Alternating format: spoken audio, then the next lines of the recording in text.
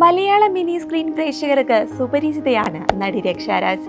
2008 പുറത്തിറങ്ങിയ ലോലിപോപ്പ് എന്ന സിനിമയിലെ ചെറിയൊരു കഥാപാത്രത്തിലൂടെയാണ് താരം സിനിമാ ലോകത്തേക്ക് കാലെടുത്ത് വയ്ക്കുന്നത്. എന്നാൽ മലയാളത്തിൽ മാത്രമല്ല തമിഴിലും ഒട്ടേറെ വേഷങ്ങളിൽ താരം എത്തിയിട്ടുണ്ട്. 2020 താരം മിനി സ്ക്രീനിലേക്കും കാലെടുത്ത് വയ്ക്കുന്നത്.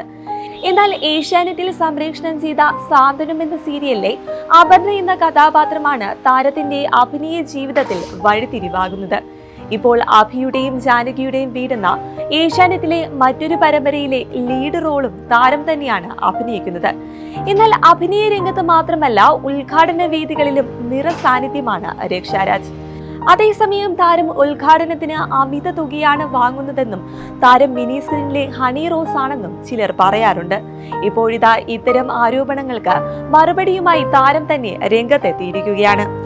എല്ലാവരും ഉദ്ഘാടനത്തിന് വാങ്ങുന്ന തുക മാത്രമാണ് താൻ വാങ്ങുന്നത്, അമിത തുക ഈടാക്കുന്നുവെന്നൊക്കെ കേൾക്കുമ്പോൾ അത് തന്നെ വല്ലാതെ വിഷമിപ്പിച്ചിട്ടുണ്ടെന്നും രക്ഷാരാജ് പറയുന്നു. ചില ആൾക്കാർ എന്റെ അടുത്ത് വന്ന് മെസ്സേജ് ഇടാറുണ്ട്, ഞാൻ ഹണി റോസിനെ പോലെയാണെന്നൊക്കെ പറഞ്ഞ്. അവരോട് എനിക്ക് പറയാനുള്ളത് അങ്ങനെയൊന്നുമില്ല എന്നാണ്.